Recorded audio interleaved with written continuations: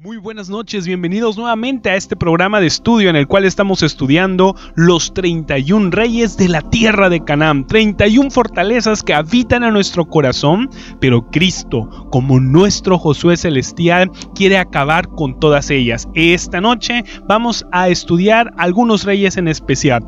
Le pido a la hermana Emily que nos ayude con la lectura de los reyes de esta noche. Josué 12, 20b, 21a. El rey de Aksaf, otro. El rey de Tanak, otro. El rey de Aksaf. Este rey tiene unos significados literales. ¿Qué significado tiene este rey para nosotros, hermano Alfredo? Muy buenas noches. Que el Señor les bendiga, hermano Pablo y toda la familia aquí. Es un gusto, hermanos, un deleite y un privilegio poder compartir una vez más con ustedes acerca de la manera en que Josué, como una figura de Jesucristo, conquistó a los 31 reyes de Canaán. Con respecto a lo que Pablo pregunta, el significado de este rey es fascinación, lugar donde se practica la hechicería. También tiene que ver con veneno, truco, y también tiene que ver con indestructible. Indestructible. Este rey es un rey que realmente es poderoso. Leyendo un poco acerca de esta ciudad que pertenece a este rey que estamos hablando, es una ciudad que no sabemos exactamente en dónde ubicarla, es decir, que se camuflajea realmente y no podemos localizarla en qué parte realmente está, y esto es en dónde se ubica, y es muy peligroso porque en nuestro corazón podemos tenerlo y no sabemos que está ahí. ¿Cuál es el punto en donde trabaja este rey? Es difícil. Así es. ¿Y qué tiene que ver espiritualmente en este estudio que estamos hablando? Hermano Pablo, espiritualmente este rey de quien hablamos tiene que ver con la virtud y moral egoísta. Es la virtud y moral egoísta. Hermano Alfredo, ¿qué es virtud? Mire, según el diccionario, virtud es la disposición continua del alma que nos incita a hacer el bien y a evitar el mal. Entonces, es decir, está raro aquí, porque parece que estamos hablando de una buena persona o de una buena caracterización. De hecho, estamos hablando de cristianos que han salido de Egipto, que han cruzado el desierto. Y han madurado.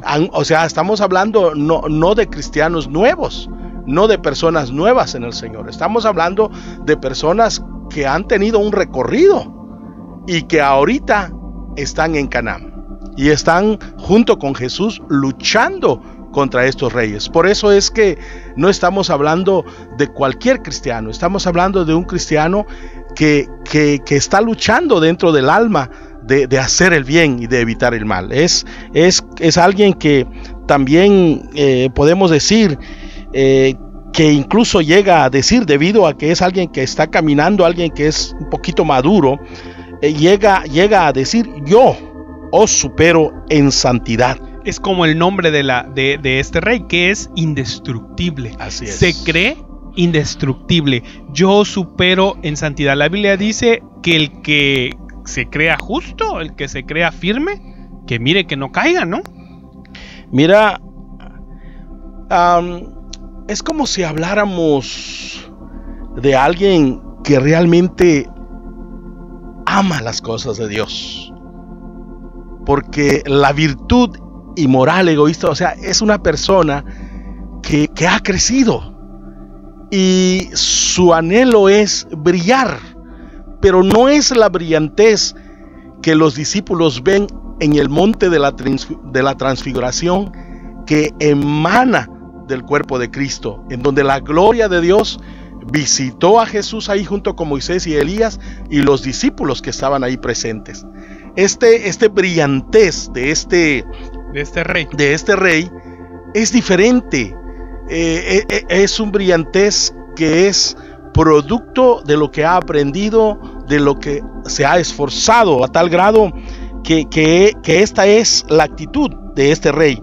Yo estoy 2 niveles por encima de los demás debido a mis altas normas y creencias. Entonces, este rey está en una persona que a la vista de los demás puede estar caminando rectamente, que se está esforzando.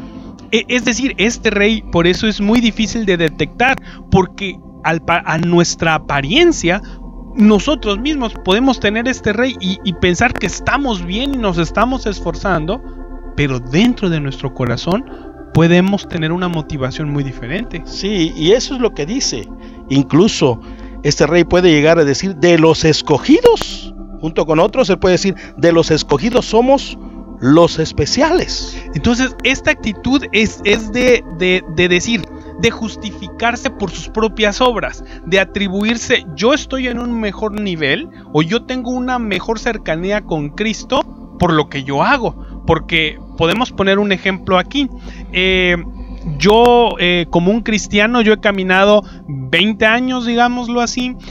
Vengo a la iglesia, soy líder, toda mi familia asiste a la congregación, mis hijos están estudiando en casa, fui al instituto, no sé, tengo tantas virtudes que puedo aparentar que estoy bien. Mira, es como un Eliseo. Eliseo fue un discípulo muy fiel a Elías, que él era capaz de hacer el servicio hasta más pequeño, hasta más grande. Y Eliseo en su corazón realmente deseaba la doble porción, deseaba alcanzar algo en Dios. Tan es así que cuando llegó el tiempo para que Elías partiera para estar con el Señor, Eliseo estaba ahí muy pendiente y Elías le dice, ¿qué quieres que haga contigo? Y él le dice a Elías, bueno, yo lo que quiero de ti es la doble porción. Entonces, esta persona, en cierta manera, él quiere alcanzar, yo pienso algo así como Eliseo, algo en Dios. Y incluso al estar con otros, su actitud nos pone de relieve, o sea, se resalta. Él se resalta en medio de otros. Pero solo que en el caso de Eliseo, la raíz de ese deseo no estaba en el orgullo, en predominar. Exacto. Su raíz estaba en buscar al Señor. En buscar en Dios prácticamente, ¿verdad? Pero este rey de quien estamos hablando, sus deseos, sus anhelos radican, su raíz está en el orgullo espiritual. ¿Sí? Ese es el problema realmente de este rey. No es alguien que podamos demeritar. Es como aquel que dice, estoy tremendamente orgulloso de ser humilde. Sí, algo así, pero sí es algo crecido en el Señor. Pero ¿qué tanto puede perjudicar este rey a la iglesia? Mucho, hermano. Mira, dice, hablando por ejemplo de los judíos, ¿verdad? Ellos eran un grupo de gente escogido por Dios, llamado por Dios. Es más, su religión vino de Dios. Y ellos espiritualmente se sentían por encima de los gentiles. Es más, desdeñaban a los gentiles. Ahora, si tú puedes ver, ellos tenían una actitud así como de no querer juntarse y acercarse a los gentiles. Pero veamos qué dice la palabra de Dios para poder refrescar este punto. Vamos a ver la palabra de Dios en Hechos capítulo 10, en el versículo 28. Y les dijo: vosotros sabéis cuán abominable es para un varón judío juntarse o acercarse a un extranjero, pero a mí me ha mostrado Dios que a ningún hombre llame común o inmundo. Qué precioso. A mí me ha mostrado Dios que a ningún hombre llame común o inmundo. O sea que realmente Dios es el que tiene que confrontar a este rey por la actitud de su corazón. Los judíos en general pensaban que los gentiles estaban por debajo de ellos. No comían ni se asociaban con ellos. Esa era prácticamente es el cuadro que podemos ver de este rey. Y mira que los judíos eran comerciantes, eran personas que trataban de ganarse la vida vendiendo cosas, y sí, ellos eran capaces de asociarse con los gentiles en cuanto a venderles a cosas, pero una vez terminada la transacción y el negocio, los judíos iban y se lavaban cuidadosamente las manos, incluso hasta los codos, y ellos practicaban eso en medio de ellos.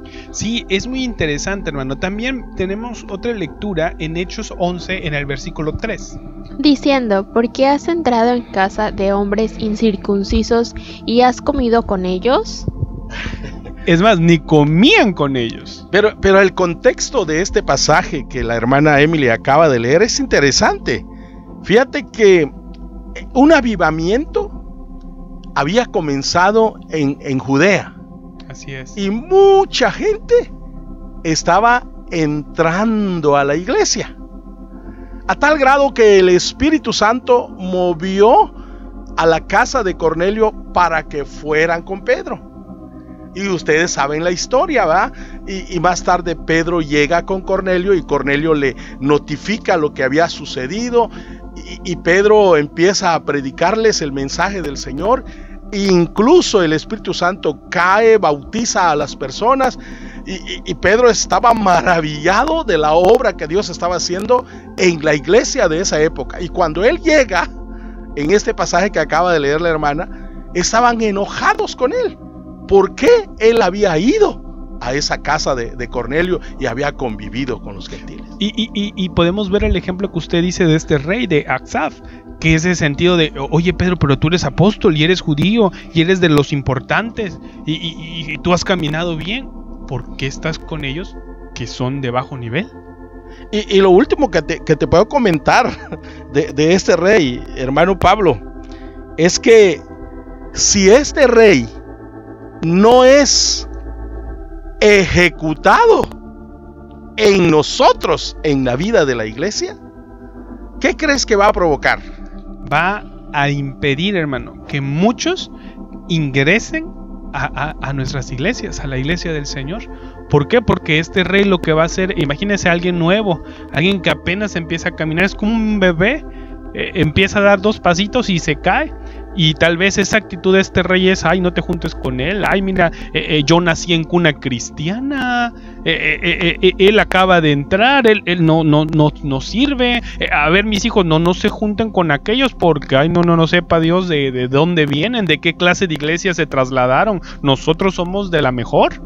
Hay que balancear esto. No estamos diciendo que los hijos se pueden juntar con cualquiera. Yo creo que ahí los padres deciden con quién, pero siempre sea con mucha sabiduría y con mucho cuidado. Que no sea porque la virtud y moral egoísta, ese rey, esté trabajando en el corazón de las personas. Por eso este rey, decíamos ahí, es un rey indestructible. ¿Por qué? Porque la cuestión es que no sabemos dónde está, no sabemos en qué actitud está, no sabemos que cuando tú le dices a tu hijo: mira hijo, con esta personita casi no te juntes porque acá, no sabemos si en tu corazón lo estás haciendo realmente porque amas a Dios y amas a tu hijo de una manera fiel, o le estás diciendo: no te juntes porque tú eres mejor que él. Que hay que tener entonces muchísimo cuidado con este rey. Yo pienso que muchas iglesias han dejado de crecer o no pueden crecer debido a esta mentalidad, ¿sí? Debido a esta virtud y moral egoísta. Por eso es que debemos de tener mucho cuidado, no solamente de eliminarlo, sino destruirlo completamente para que fluya un crecimiento en la iglesia. Ok, que así sea, hermano Alfredo, en nuestras vidas. Que el Señor nos ayude a eliminar a este rey. Cristo Jesús que lo haga por nosotros. Amén.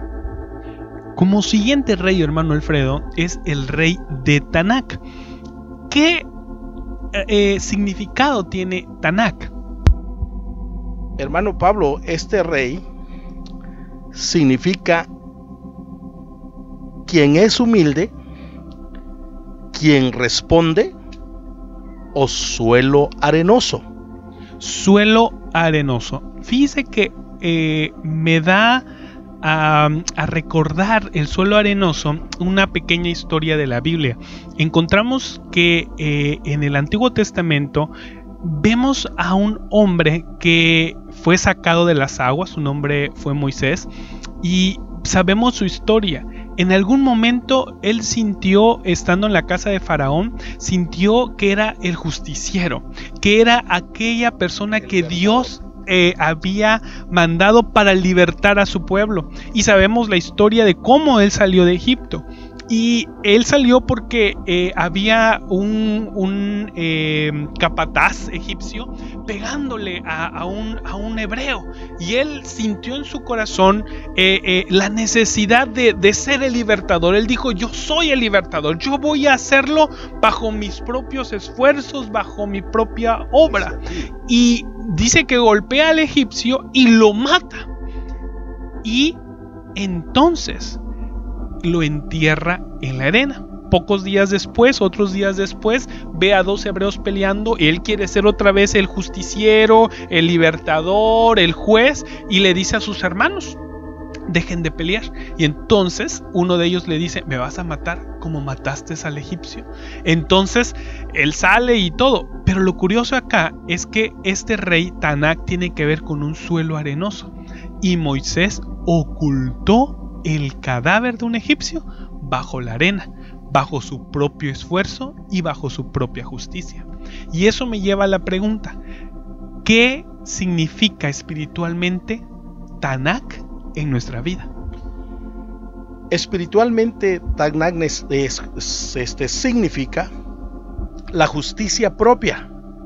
Yo soy lo que soy por mis obras y esfuerzos. Esta es la actitud e idea de que yo me he vuelto bueno por mi dedicación y por mi esfuerzo. Como acabas de hablar, Moisés quiso justificar lo que había hecho, pero lo hizo guiado por su propio corazón. Lo hizo guiado no por el Señor. Por eso en el principio, como libertador, a él no le salió muy bien el asunto. ¿Por qué? Porque él lo hizo guiado por su propia carne. Sí, porque la arena tiene que ver con las acciones de los hombres, con los pensamientos de los hombres, y de esa manera entramos a lo que es el mensaje, ¿no? Que la justicia propia, como usted bien dice, es el que dice: yo soy justo, yo estoy en el lugar donde estoy por mis propias obras y esfuerzos. Es la idea que me he vuelto bueno por mi dedicación y mi esfuerzo. Yo soy lo que soy, yo soy un buen cristiano. ¿Por qué? Porque oro, porque ayuno, porque estoy en la iglesia, porque sirvo, por todas las cuestiones. Es decir, está siendo subido, siendo enaltecido, pero o se siente justo, pero por lo que hace y no por lo que Cristo hizo. Es interesante lo que tú estás hablando, porque fíjate que nosotros como cristianos debemos de esforzarnos. Recuerdo en una ocasión, un hombre llegó a Jesús y le dijo: Señor, son pocos los que se salvan. Y Jesús en ese momento le responde: son pocos los que se esfuerzan por entrar por la puerta estrecha. De manera que ahí Jesús deja ver que sí debemos de esforzarnos. Pero mira, este rey dice: por mi vida fervorosa, mi sacrificio, mis ayunos, mis oraciones y por mi separación. O sea, él atribuye a todo lo que él hace como la razón del por qué él ha llegado hasta donde está.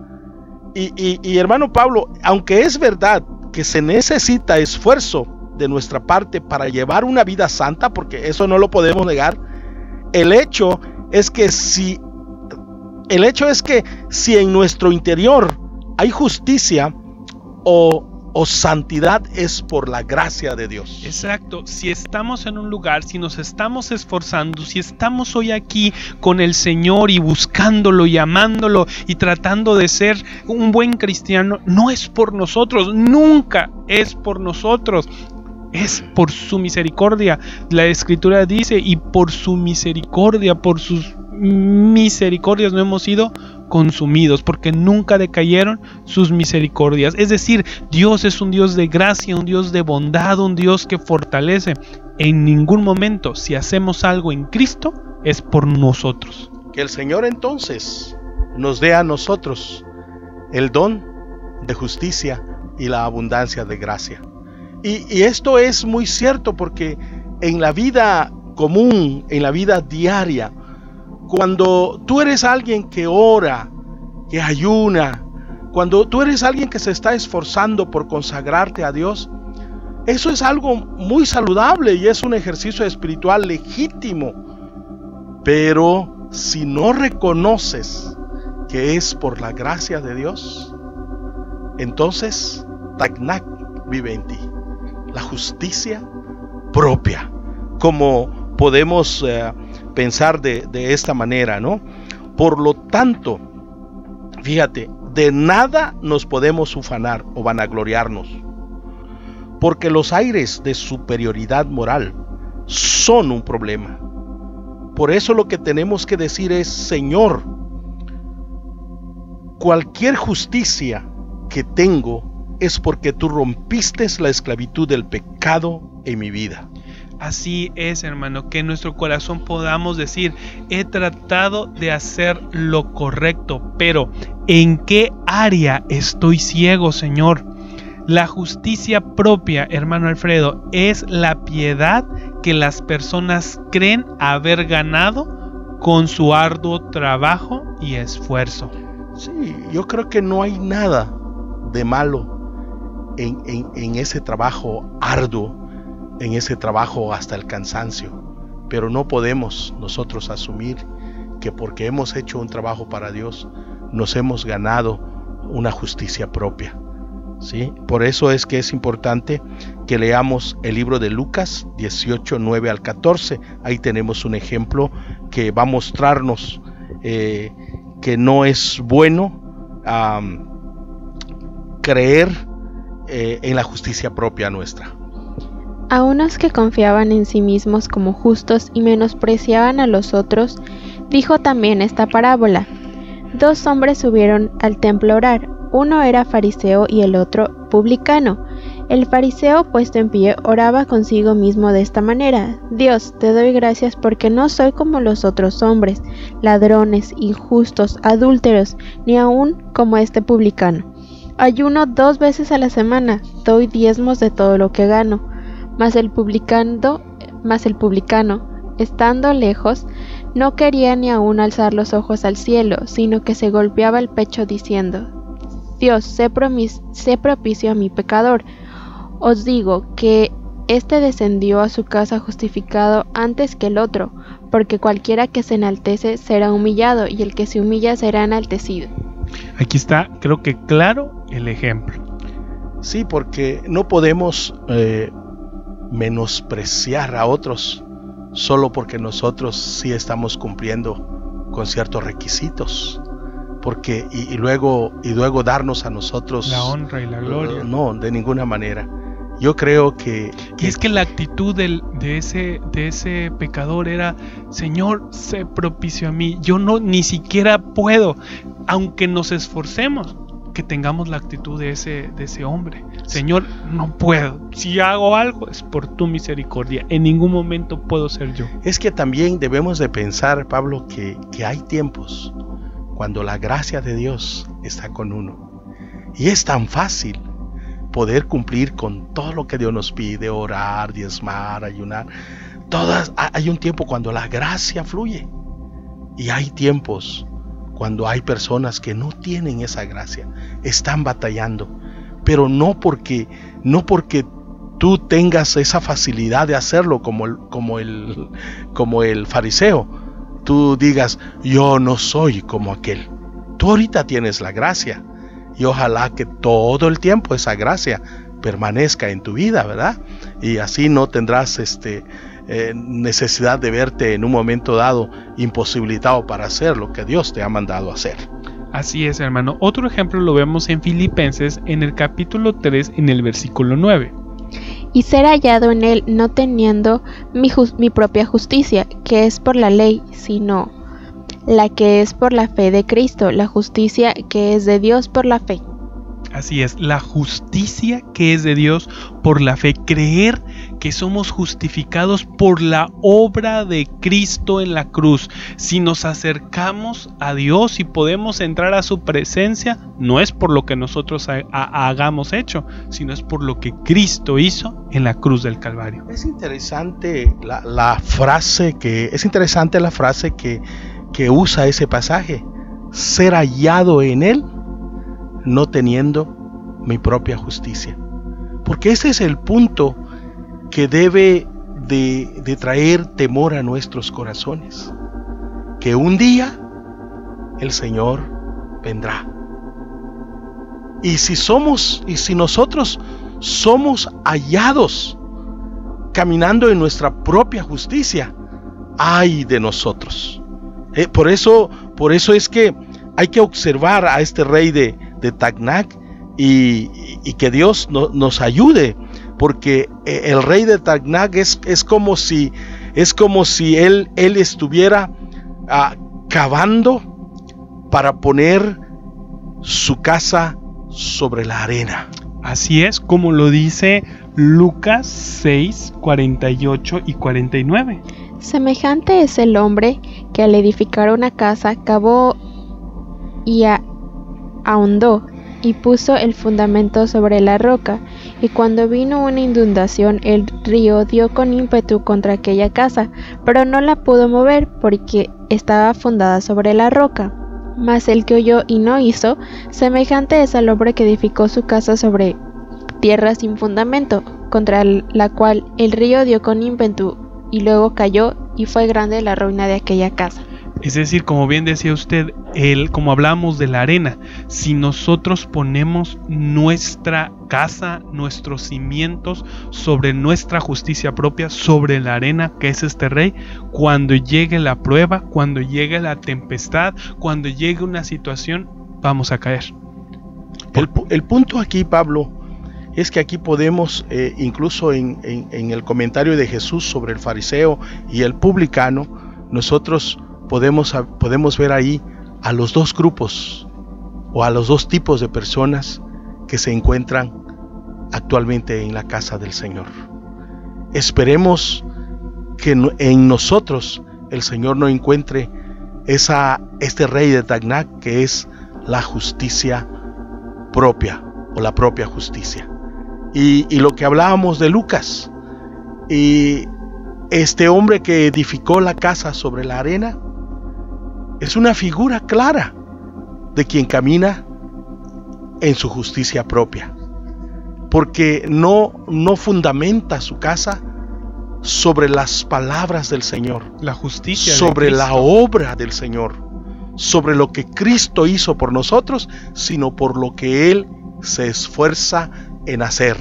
Y el fin es desastroso, sí, para aquel. Y no hay nada de malo que hagamos, pero no podemos atribuir a las obras nuestras como la base de la justicia. No, la justicia de Dios es una relación con Dios, es una comunión con Dios, es oír de Dios y caminar dentro de lo que Él nos dice. Esa es la forma para poder vencer a este rey de Tacna. Y fíjese, hermano, tal vez para ir terminando ya, tal vez algún radioescucha que nos oye puede decir en su corazón y tal vez el Señor está abriendo sus ojos y decir: ay, yo tengo esta justicia. Para ese hermano queremos decirle que hay esperanza, porque Moisés tuvo que, después de lo que hizo y matar al egipcio y enterrarlo en la arena, tuvo mucho tiempo en el desierto, donde él fue humillado, él fue preparado, y cuando el Señor volvió a llamarlo, nada de lo que era ese hombre que mató al egipcio había un nuevo hombre, había un nuevo ser, un hombre humilde, un hombre que conocía y amaba a Dios. Así que sí hay esperanza para aquellos que han puesto su cimiento sobre la arena. Recuerden, hermanos, que estos 31 reyes representan problemas en el yo, en el alma de cada uno de nosotros, y que la intención y el deseo de Jesucristo como alguien resucitado, como alguien vivo, es contrarrestar, matar, destruir a esos enemigos. Pero para eso tenemos que cooperar con Él en esta obra. Amén. Amén. Así sea, hermano Alfredo. Que el Señor les haya bendecido a través de estas palabras, y que en su grande amor y misericordia el Señor esté usando este tiempo para hablar a sus corazones. Que el Señor les bendiga. Estamos despedidos y pronto regresaremos con otro tema. Amén.